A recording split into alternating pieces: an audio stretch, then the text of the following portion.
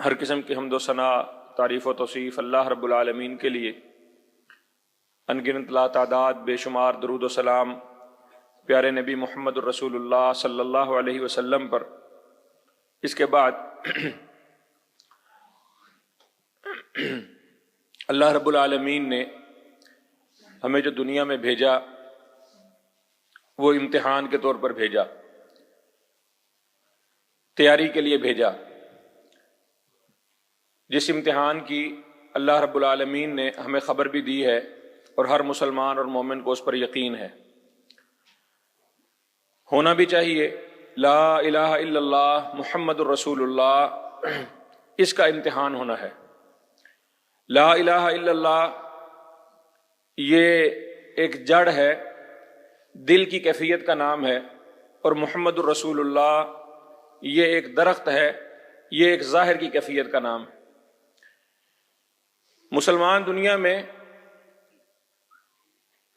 لامحدود زندگی نہیں گزار سکتا، لامحدود خواہشوں کے ساتھ، لامتناہی امیدوں کے ساتھ وہ زندگی نہیں گزار سکتا، کیونکہ اسے معلوم ہے کہ یہ دنیا فانی ہے، عارضی ہے، اس کی حقیقت پانی کے بلبلے سی ہے۔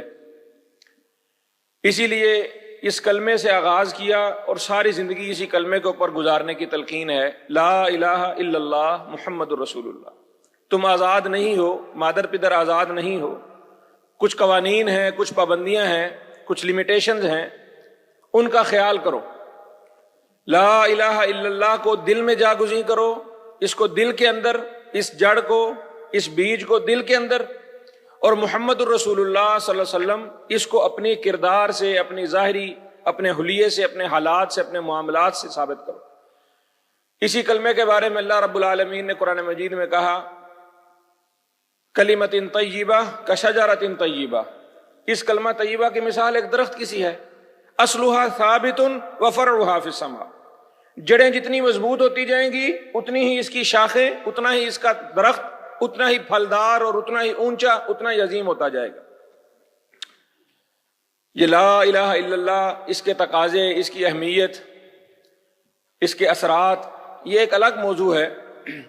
لیکن ہماری زندگیوں کے اندر جو پریشانیاں، جو اضطراب، جو شکوے شکایتیں، جو ہڑبونگ اور جو یہ تھرتھلی کی کیفیت ہے، اس کی ایک بڑی وجہ اور بڑا سبب اس لا الہ الا اللہ کو دل میں اس طرح سے مضبوط نہ کرنا ہے۔ ہر طرف رونا، آہ و بکا، پریشانیوں کا ذکر، مہنگائی کا ذکر، غربت کا ذکر، افلاس کا ذکر، تنگ دستیاں، اس کا بڑا سبب محمد الرسول اللہ صلی اللہ علیہ وسلم کی سیرت کو نہ اپنانا۔ ہم بات یہ عرض کر رہے ہیں گزشتہ کچھ جمعات سے کہ جو یہ پریشانی کے حالات ہیں ہمارے ملک میں نہیں، پوری دنیا میں ہیں۔ ہمارا ملک ان کا کچھ زیادہ شکار ہے، ہمارے حالات اگرچہ زیادہ دگرگوں ہیں، لیکن بطور مسلمان، بطور مومن، صاحب ایمان، ہمارے لیے کردار کرنے کے کام، سوچنے کا انداز کیا ہونا چاہیے؟ تو سب سے بنیادی بات جو ہمیں اختیار کرنی چاہیے، جو نبی کریم صلی اللہ علیہ وسلم کی سیرت سے ہمیں ملتی ہے، اس میں ایک بات کا ذکر ہم نے کیا، سادگی، آسانی، سہولت۔ نبی کریم صلی اللہ علیہ وسلم کی ساری زندگی، آپ کی ساری سیرت طیبہ، حیات مبارکہ تکلفات سے پاک ہے۔ نہ بول چال میں تکلف ہے، نہ اٹھنے بیٹھنے میں تکلف ہے، نہ کھانے پینے میں تکلف ہے، نہ اوڑھنے بچھونے میں تکلف ہے، نہ لوگوں کے ساتھ معاملات میں تکلف ہے۔ ہر وہ چیز جو میسر ہے اس کے اوپر صبر اور شکر، بس یہی ساری آپ صلی اللہ علیہ وسلم کی سیرت کا کل خلاصہ ہے۔ آج یہ جتنا مہنگائی کا رونا ہے، اس کی اصل وجہ نہ آمدن کی کمی ہے، نہ اخراجات کی زیادتی ہے، اس کی اصل وجہ تعیشات کی بہتات ہے، اس کی اصل وجہ تکلفات کے پیچھے دوڑنا ہے۔ اللہ اکبر۔ آپ صلی اللہ علیہ وسلم عام لباس پہنتے، عام لوگوں کی طرح گفتگو کرتے، عام سواری کے اوپر سواری کرتے، آپ کا بستر سادہ تھا، آپ کا کھانا سادہ تھا۔ اور یہ بات ہم کر چکے کہ ایسا نہیں تھا کہ آپ صلی اللہ علیہ وسلم کے پاس میسر نہیں تھا۔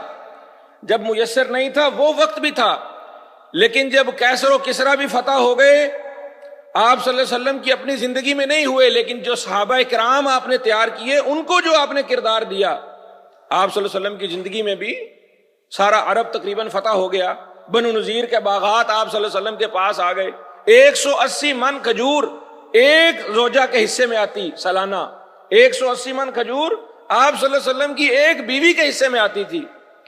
اتنی بہتات ہونے کے باوجود، اتنا وافر ہونے کے باوجود، آپ صلی اللہ علیہ وسلم کی زندگی، آپ کا صبح و شام دن رات آپ کا سادگی کا نمونہ تھے۔ اللہ اکبر۔ بستر آپ صلی اللہ علیہ وسلم کا سادہ، کھانا آپ صلی اللہ علیہ وسلم کا سادہ۔ کیسا بستر تھا؟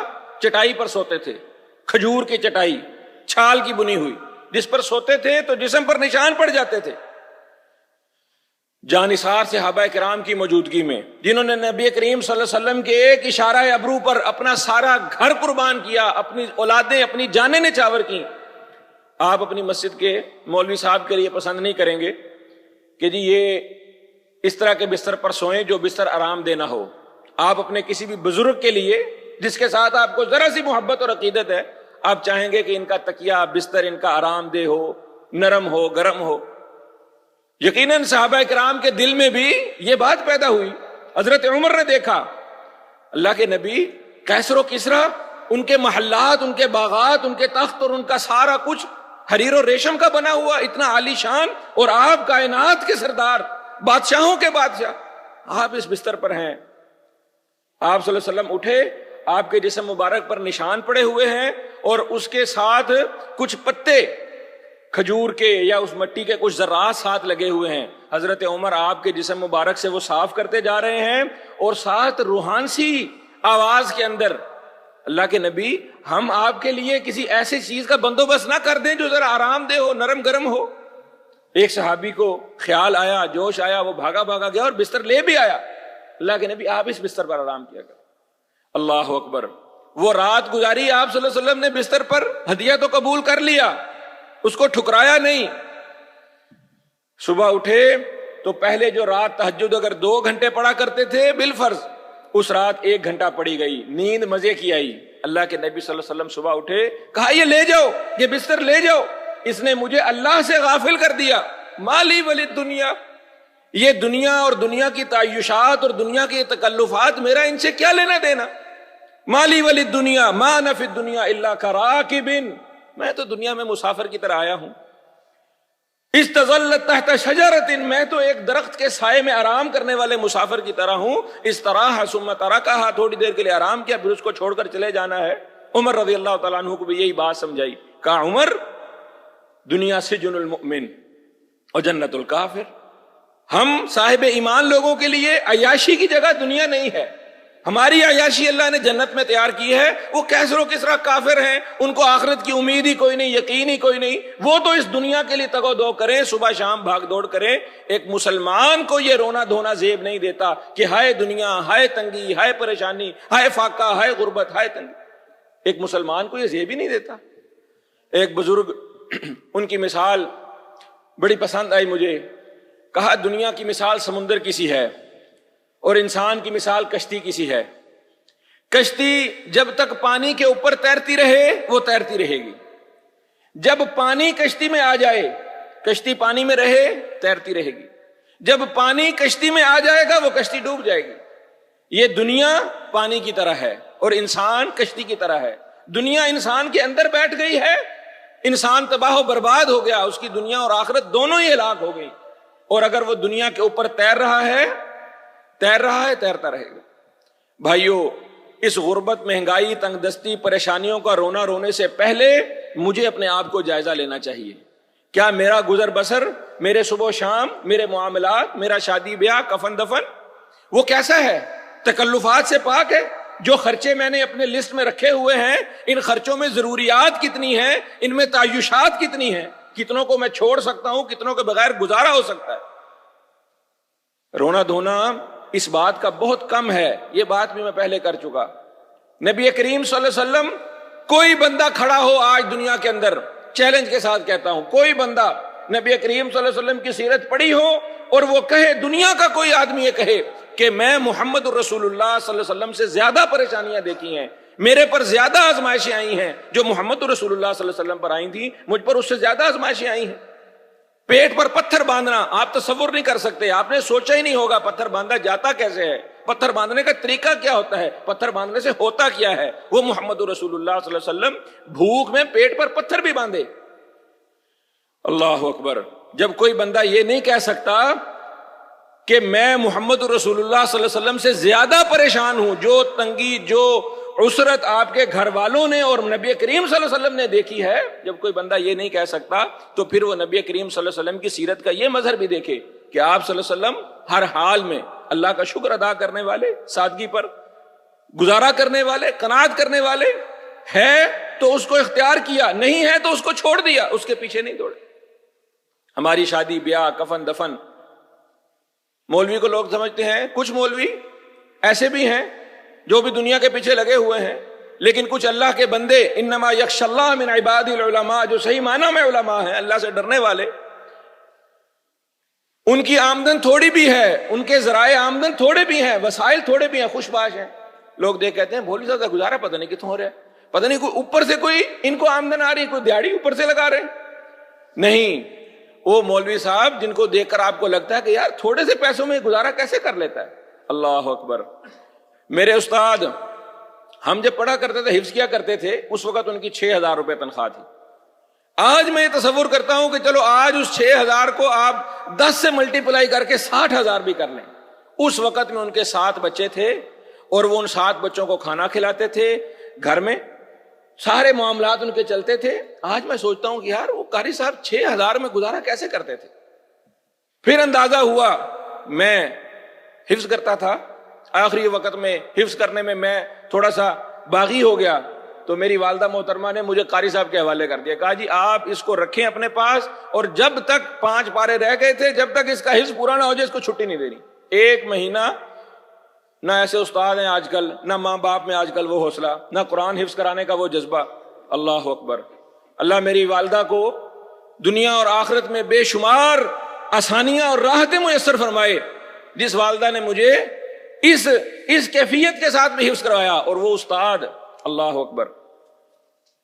بات لمبی ہو جائے گی، لیکن میرے قاری صاحب نے مجھے کہا، انہوں نے کہا تمہاری ماں سے بڑھ کر میں نے کوئی توکل اور ایمان یقین والی عورت نہیں دیکھی کہ میں نے گھر میں کہا میں مر جاؤں گا، میں حفظ نہیں کرتا، بچے باغی ہو جاتے ہیں۔ آج کل ہمارے قاری صاحب تو یہاں مسجد میں بچوں کو ہاتھ بھی نہیں لگاتے۔ ایک بچے کا کان مروڑا، اس کے کان میں پھنسی تھی، دانا نکل آیا، اس کی والدہ آ گئی شکایت لے کر، کہا جی قاری صاحب مارتے بہت ہیں، یہ دیکھو جی بچے کے کان سے خون نکل آیا۔ ہم تو یہاں مارنے کی اجازت بھی نہیں دیتے، کچھ بھی نہیں کہتے۔ میرے قاری صاحب استاد، آج میں ان کی عزت کرتا ہوں، احترام کرتا ہوں، ایسا قرآن یاد کرایا الحمدللہ، 23 سال ہو گئے سناتا ہوں، نہ بھولتا ہے، نہ لہجے میں، نہ تلفظ میں غلطی آتی ہے، کوئی تجوید نہیں پڑھی، کوئی قرات کا فن نہیں سیکھا۔ لوگ کہتے ہیں یہ قاری صاحب آپ نے سیکھا کہاں سے؟ مارا بے شک انہوں نے توجہ سے، محبت سے، محنت سے پڑھایا۔ عرض یہ کر رہا تھا، گھر لے جاتے تھے، 1 مہینہ پورا مجھے اپنے گھر لے جاتے تھے، سائیکل پر بٹھاتے تھے، ایک اپنا بیٹا ایک مجھے، رات کو سو جاتے، خود چارپائی پر، مجھے چٹائی پر سلا دیتے۔ میں نے تصور نہیں کیا تھا کہ پیاز سے روٹی کھائی جا سکتی ہے۔ اپنے گھر میں نے یہ تصور نہیں کیا تھا پیاز سے روٹی کون کھاتا ہے، اور قاری صاحب پیاز سے روٹی کھاتے تھے۔ ایک دن میں نے نہ کھائی، ایک دن میں نے وہ روٹی نہیں کھائی، میں نے کہا پیاز سے روٹی کیسے کھاؤں؟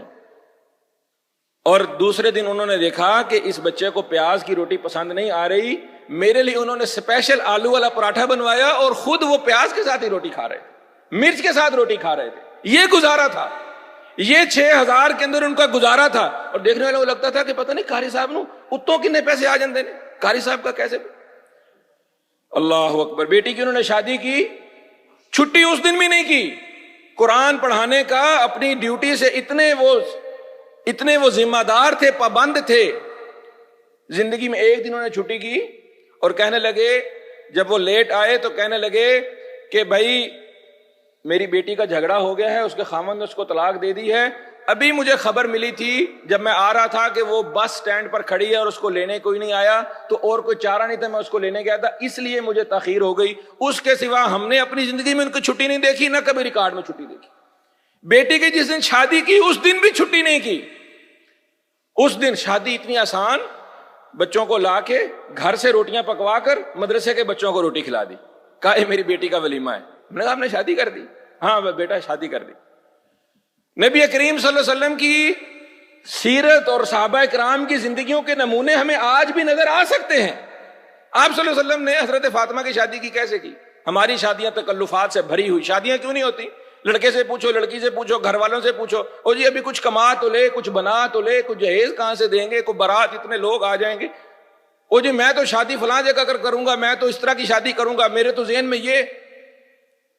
اور آپ صلی اللہ علیہ وسلم نے حضرت فاطمہ کی شادی کی، کھجوروں کا تھال بھر کر رکھ دیا، کہا لو بھائی کھاؤ۔ اور ایسا بھی نہیں ہے کہ آپ صلی اللہ علیہ وسلم نے ساری شادیاں ہی ایسی کی ہیں، بات ہو رہی ہے سادگی کی۔ سادگی سلیقے کے ساتھ ہوتی ہے، صفائی کے ساتھ ہوتی ہے۔ سادگی کا مطلب یہ بھی نہیں ہے کہ آپ کے پاس ہے اور آپ دے نہیں رہے، آپ نے جان بوجھ کر جو ہے نا وہ اجڑ پن اور گوار پن آپ نے اختیار کیا ہوا۔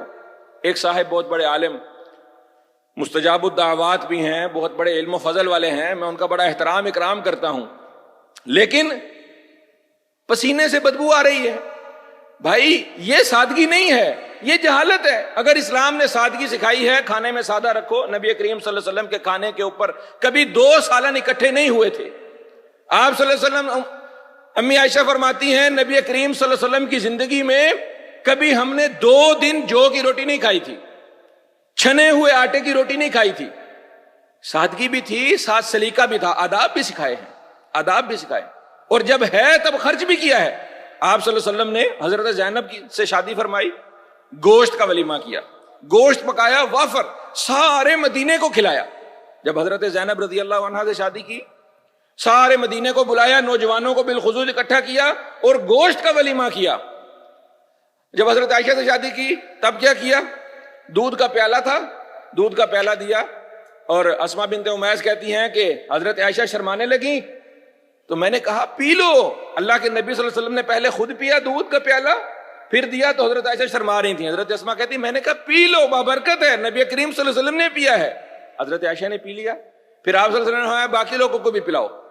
اب دودھ کا پیالہ ایک تھا نا۔ دیکھو یہاں بھی تکلفات سے پاک زندگی۔ صحابہ کہنے لگے نبی بھوک نہیں ہے، ہمیں بھوک نہیں۔ آپ صلی اللہ علیہ وسلم نے فرمایا جھوٹ اور بھوک کو اکٹھا نہ کرو، پیو۔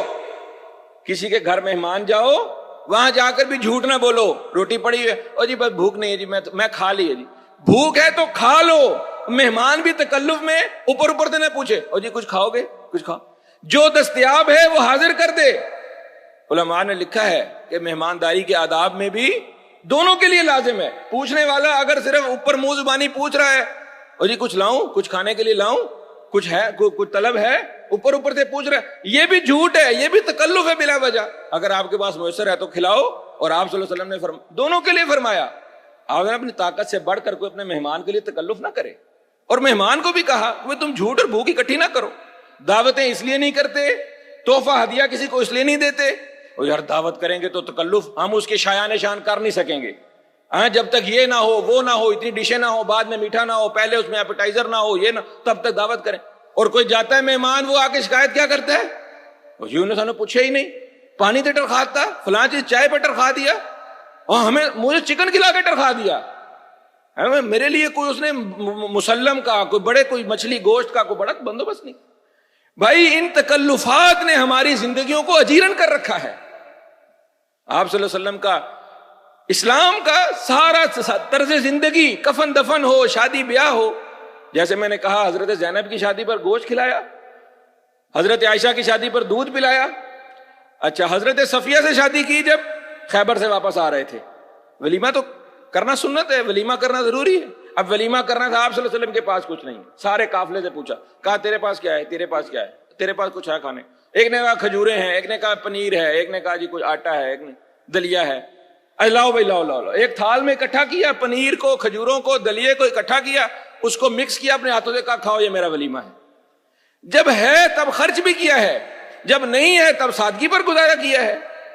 اگر ہم اس بات کو اپنا لیں، نبی کریم صلی اللہ علیہ وسلم کی مسجد، آپ صلی اللہ علیہ وسلم کی وہ سوسائٹی کالونی مدینہ کی جس میں ابو بکر، عمر، عثمان تیار ہوئے ہیں، وہ کارپیٹڈ روڈز نہیں تھے، وہ اسٹریٹ لائٹس لگی ہوئی روڈز نہیں تھیں، وہاں بجلی سے چلنے والے آلات نہیں تھے۔ میں نے آپ سے کہا حضرت عمر رضی اللہ تعالیٰ عنہ کے دور تک، حضرت عمر کیوں شہید ہو گئے؟ حضرت عمر جن جیسے حکمران کی آج ہم دعا کرتے ہیں، اس عمر نے رضی اللہ تعالیٰ عنہ اینٹوں، گارے پر، پتھروں پر، اس پر پیسہ نہیں خرچ کیا، غریبوں پر پیسہ خرچ کیا، مسکینوں محتاجوں پر پیسہ خرچ کیا. آج یہاں سے اٹھتا ہے کوئی بدماش، کوئی یہاں سے کرپشن کر کے، کوئی یہاں دین کا جو ہے نا وہ نام بدنام کر کے وہ اٹھتا ہے، وہ اسائلم لے لیتا ہے، برطانیہ میں چلا جاتا ہے، جی مجھے وہاں جان کا خطرہ ہے، مجھے تحفظ پناہ دو. اچھا وہ تحفظ پناہ دینے کے بعد کیا ہوتا ہے؟ وہاں تحفظ پناہ لینے کا کیا فائدہ ہے، کیا مقصد ہے؟ بھئی روٹی وہاں کھلی ملے گی. وہاں عمر لاز، جن قوانین کے تحت آج آپ جا کر کافروں کی پناہ لیتے ہیں. میں نے ایک واقعہ پڑھا، ایک عربی، اس نے پناہ لے لی. جب اس نے پناہ لے لی تو انہوں نے اس کا حساب کیلکولیٹ کیا، بھئی ہمارے قانون کے مطابق تمہارے بچوں کا وظیفہ، تمہارا اتنا خرچہ، تمہارا اتنا خرچہ، سارا کچھ جتنا بنتا ہے. اب وہ تھا عرب، شادیاں ڈھیر ساری کر رکھی تھی، بچے ڈھیر سارے تھے، 80 سے زیادہ اس کے بچے بن گئے. انہوں نے کہا بھائی جتنا تمہیں وظیفہ دیں گے اتنا تو ہمارا جنرل کا، ہمارے سپہ سالار کا وظیفہ نہیں ہے، ہمارے وزیر اعظم کا نہیں ہے، ہم تمہیں اسائلم نہیں دے سکتے، تم جاؤ جا کے تم کو اور بندوبست کرو. یہ عمر لاز تھے کہ حضرت عمر رضی اللہ تعالیٰ عنہ نے مسجد نبوی کا فرش اس وقت تک کچا تھا. کیا تھا؟ جوتوں سمیت نماز پڑھ لیتے تھے نا، آپ نے سنی ہے دی. کیوں پڑھ لیتے تھے؟ کہ یہ قلین کا اور یہ ان ساری چیزوں کا تکلف نہیں تھا، کچا فرش تھا. نبی کریم صلی اللہ علیہ وسلم کی زندگی میں صحابہ کہتے ہیں بارش برستی تھی تو چھت بھی ٹپک پڑتی تھی اور زمین پر گارا بن جاتا تھا. نبی کریم صلی اللہ علیہ وسلم کے پاس بڑا پیسہ آیا تھا، بڑا مال غنیمت آیا تھا، چاہتے تو مسجد نبوی کا فرش پکا کر سکتے تھے، چھت پکی کر سکتے تھے. مسجد تھی، اللہ کا گھر تھا. بھائی اس بات کو سمجھو، اللہ کا گھر تھا. میں نے بھی آپ کو بہت سارے جمعے پڑھائے اللہ کا گھر بنانے کی فضیلت پر، اللہ کا گھر بنانے کے اجر و ثواب پر. نبی کریم صلی اللہ علیہ وسلم کو بھی معلوم تھا، آپ نے بتایا نا ہمیں، حضرت ابو بکر، عمر، عثمان، علی کو معلوم تھا. لیکن پہلے لوگوں کی ضروریات پوری فرمائیں، یہ حکمران کا کردار ہے. اور عوام کا کردار کیا ہے؟ سکھایا بھی ان کو یہی. لوگ آئے، کہا جی گوشت مہنگا ہو گیا، حضرت عمر کے پاس ہے. تو حضرت عمر نے کہا میں کیا کروں؟ کہا جی گوشت سستا کریں. کہا تو تم سستا کرو نا. کہا سستا وہ کریں جو بیچ دیں، ہم کیسے سستا کریں؟ کہا ایک دن نہ کھاؤ، ایک مہینہ نہ کھاؤ، سستا ہو جائے گا. یہ مہنگائی کیا ہے؟ سپلائی چین ڈیمانڈ کا فرق ہے نا، سپلائی ڈیمانڈ چین کا فرق ہے. لوگ، ہر بندہ کھائے بھی جا رہا ہے، روئے بھی جا رہا ہے. ہر بندہ جی پٹرول بڑا مہنگا ہو گیا، پٹرول بڑا مہنگا، فلاں چیز بڑی مہنگی، ڈلوائے بھی جا رہا ہے. اچھا بھائی پٹرول مہنگا ہو گیا تو گاڑی گھر کھڑی کر دے، پھر سائیکل پر چلا جائے دفتر. نہیں، جانا بھی گاڑی پر ہے، ٹھاٹھ بھی پورا رہے. اور بڑی سے بڑی گاڑی. آدھے سے زیادہ لوگوں کا رونا کیا ہے؟ میری ایم جی نہیں آ رہی، میری فارچونر نہیں آ رہی، 6 مہینے کی بکنگ ہے، گاڑی لیٹ ہے. اور باقی لوگوں کا رونا کیا ہے؟ میں روٹی کیسے پوری کروں، میں کھانا کیسے پورا کروں، بچوں کی دوائی، گھر کا خرچہ کیسے پورا کروں. یہ جو تکلفات ہیں میرے بھائی، یہ ساری باتیں میرے لیے ہیں، یہ ساری باتیں میرے لیے ہیں. ان کا فائدہ سب سے پہلے مجھے ہے. اس جمعے کی تیاری میں سب سے پہلے میں نے اپنے آپ کو دیکھا ہے، اپنی زندگی کو دیکھا ہے کہ اپنے آپ کو سادگی پر لائیے. آپ جو اپنے اخراجات اور اپنی آمدن کا توازن کا رونا رو رہے ہیں، اور آپ جو حکمران کو کوس رہے ہیں، اور آپ جو احتجاج کی کالیں سن رہے ہیں، آپ جو ادھر ادھر کی باتیں سنتے ہیں، اللہ ہمیں حضرت عمر جیسا حکمران بھی نصیب کر دے جو ڈیولپمنٹ کے نام پر جو ہے نا کرپشن کر کر کے دنیا سے سود پر قرضے لے لے کر ہمیں یہ لال اور پیلے رنگ کی گاڑیاں. ہر حکمران جو اپنی کارکردگی گنواتا ہے وہ کیا گنواتا ہے؟ دیکھو جی میرے دور میں اے سی کتنا فروخت ہو رہا ہے، دیکھو جی میرے دور میں موبائل، دیکھو جی گاڑیاں، سڑکیں بھر گئی ہیں. کوئی حکمران اپنی کارکردگی میں اس بات کو گنواتا ہے کہ میرے دور میں کوئی شخص رات کو بھوکا نہیں سو رہا؟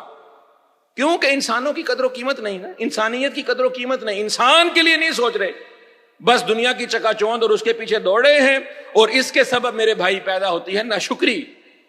جب آپ کی تعیشات اور امیدوں کے مطابق نہیں ملتا، ناشکری کا آخری انجام ڈپریشن سے پھر خودکشیاں. اللہ کا شکر ہے کہ مسلمان پاکستان کے اندر اتنے گئے گزرے حالات ہونے کے باوجود ہمارے ہاں خودکشیوں کا، ڈپریشن کا وہ رجحان نہیں ہے جو امریکہ کینیڈا کے اندر ہے. آپ کو لگتا ہے نا ترقی یافتہ ملک ہے، بڑا پیسے کی ریل پیل سب کچھ ہے، ان کے قوانین بڑے مضبوط ہیں، سب کچھ بڑا اچھا ہے، بڑے بڑے انہوں نے بندوبست کر رکھے ہیں. یہاں کوئی بندہ کسی کو گولی لگ جائے، ہسپتال میں چلا جائے، وہ پڑا رہے گا بیچارہ، وہ کراہتا رہے گا، او جی اس کو گولی لگی ہے. ایک دوست تھے، وہ ڈاکو نے ان کو لوٹا، وہ فائر مارا، ٹانگ میں گولی لگ گئی، وہ ہسپتال گئے، میں ان کا پتہ لینے گیا، 1.5 گھنٹے سے وہ بیچارہ گولی لگی ہوئی ہسپتال میں رو رہا ہے. کس انتظار میں؟ ڈاکٹر صاحب کہتے ہیں پولیس آئے گی، پرچہ کٹے گا، پھر علاج ہوگا. کافروں نے اگرچہ قانون بڑے اچھے اچھے بنائے ہیں، جو چیزیں ان کی اچھی ہیں. یورپ میں کچھ ڈاکو بھی آ گیا ہے نا، پہلے علاج ہوگا پھر بعد میں تفتیش ہوگی. ہماری اسمبلیوں میں یہ بات ہی نہیں ہو رہی، ہمارے لوگوں کی ترجیحات میں شامل نہیں ہے کہ یار ان گھسے پیٹے گندے قوانین کو بدلیں.